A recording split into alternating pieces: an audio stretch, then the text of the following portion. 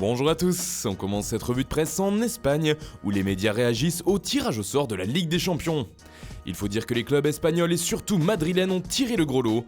L'Atlético a écopé du dernier vainqueur de la compétition et actuel leader de Première Ligue, Liverpool. De son côté, le Real Madrid a tiré Manchester City, double tenant du titre du championnat anglais. Ce sera Madrid contre la Première Ligue, résume ainsi le journal AS. Mundo Deportivo aussi fait sa une sur ces deux affiches prometteuses et parle de gros morceaux. A noter que le Barça jouera contre le Napoli et Valence contre l'Atalanta. En France, le jeune Eduardo Camavinga attise les convoitises. Après un intérêt des clubs anglais et du PSG, ce serait maintenant au tour du Real Madrid de venir faire les yeux doux au talentueux milieu rennais. En effet, selon l'équipe, le Real est à fond sur lui. La Casablanca se serait mise en action afin de séduire l'espoir français. De son côté, Rennes ne serait pas vendeur, enfin pas à n'importe quel prix. Les dirigeants du club breton n'envisageraient pas de le céder à moins de 100 millions d'euros. Toujours en France, Neymar fait ce mardi la couverture de France Football. Le virtuose brésilien a accordé une longue interview au journal, dans laquelle il se livre notamment sur sa relation avec le PSG et son avenir. Pourquoi vouloir partir d'ici, a-t-il demandé.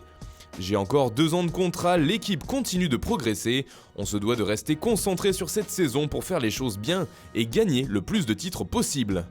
Neymar a aussi parlé de sa relation avec Mbappé, on est très amis, on s'entraide toujours sur le terrain pour continuer à gagner et pour toujours marquer des buts. C'est un garçon qui a quelque chose de vraiment spécial, on s'envoie des messages en permanence et il n'y a pas de compétition entre nous. On adore être ensemble, jouer ensemble et c'est une relation qui, je crois, peut aider le Paris Saint-Germain. Du côté de l'Angleterre maintenant, il semble que 2 futurs entraîneurs soient déjà connus. D'abord Carlo Ancelotti qui serait tombé d'accord avec Everton. Il pourrait donc s'asseoir très bientôt sur le banc des Toffees. Le Daily Mirror y voit là un coup incroyable de la part des dirigeants. Le mystère partage la une du tabloïd avec un autre technicien qui pourrait bien être le futur entraîneur d'Arsenal. Il s'agit de Mikel Arteta, ancien joueur des Gunners, qui serait donc le grand favori pour le poste. Seul problème, il est actuellement adjoint à Manchester City et les Sky Blues n'auraient pas du tout apprécié le fait qu'Arsenal ne parle qu'à Arteta sans entrer en contact avec son club actuel. Le quotidien anglais parle même d'un City en furie. Toujours en Angleterre, The Sun parle aussi de Mikel Arteta sur le banc d'Arsenal et précise qu'il est tout proche de signer. Son salaire serait d'environ 5 millions de livres sterling, soit 6 millions d'euros. Mais le tabloïd anglais parle surtout de Paul Pogba, l'international français est toujours éloigné des terrains, mais cela ne l'empêche pas de faire les gros titres outre-Manche.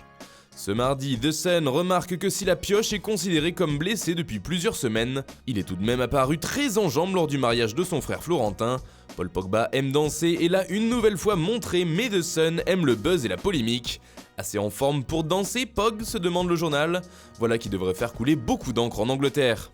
On termine ce tour de la presse en Italie avec Mauro Icardi qui fait une nouvelle fois parler de lui. Le Corriere dello Sport évoque son futur dans son édition du jour. Cela vient en fait des propos de Leonardo, interrogé par le quotidien transalpin. Le futur d'Icardi est entre ses mains, a-t-il déclaré, mais nous n'allons pas prendre de décision maintenant. Devant nous, il y a encore une moitié de saison et nous n'avons pas le temps d'ici le mois de juin. Leonardo n'a d'ailleurs pas hésité à brosser son attaquant dans le sens du poil, parlant de lui comme un joueur déterminant, toujours placé au bon endroit. Des mots doux qui résonneront peut-être à l'oreille d'Icardi, en tout cas si on en croit Leonardo, la balle est dans son camp. Voilà, c'est tout pour ce matin, bonne journée à tous, on se retrouve très vite pour une nouvelle vidéo sur Foot Mercato.